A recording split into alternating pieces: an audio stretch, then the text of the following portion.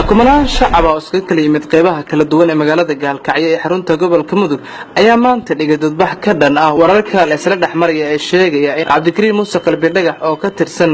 jabhadda ONLF ee u dhiibtay dawladda federaalku dawladda itoobiya taasoo kal hore laga qabtay isla magaalada gaalkacyo qaybo kamid ah mudaharadayaasha oo arintaasi ka hadlay ayaa waxay yiraahdeen gaalkacyo waxaa la qaaday nin Soomaaliyeed oo walaalkeena dawladda Soomaaliya qaaday waxa loo dhiibay itoobiya ma doonayno aan doonayno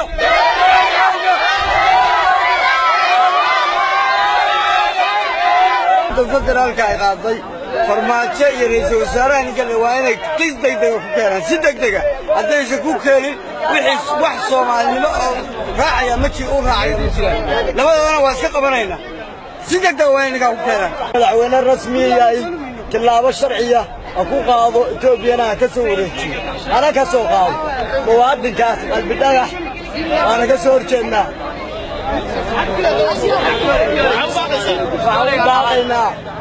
maamulka federaalka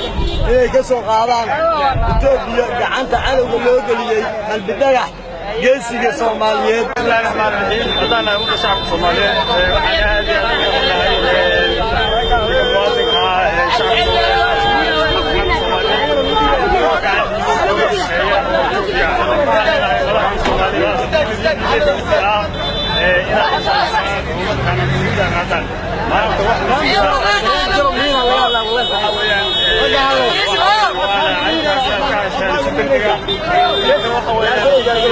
waxaan aad iyo aad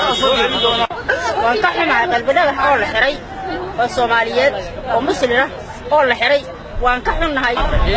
waxaan aad uga xumahay ninka Soomaaliyeed oo xilliga dagaalamaya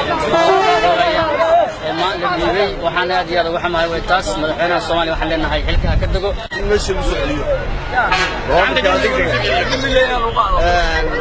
أنا الصومالي كم لها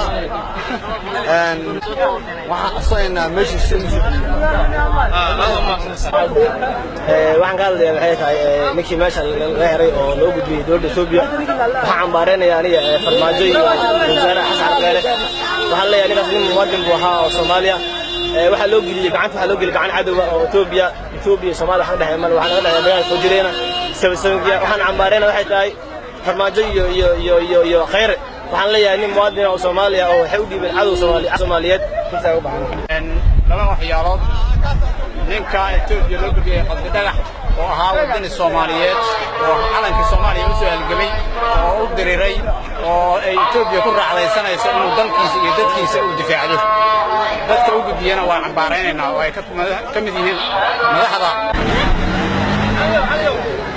arintan waxay imaanaysaa xilli isla cabdikariin muuse qalbi dhagax laga qabtay magaalada gaalkacyo oo dawladda federaalka lagu wareejiyay inkastoo hadda warar ay sheegayaan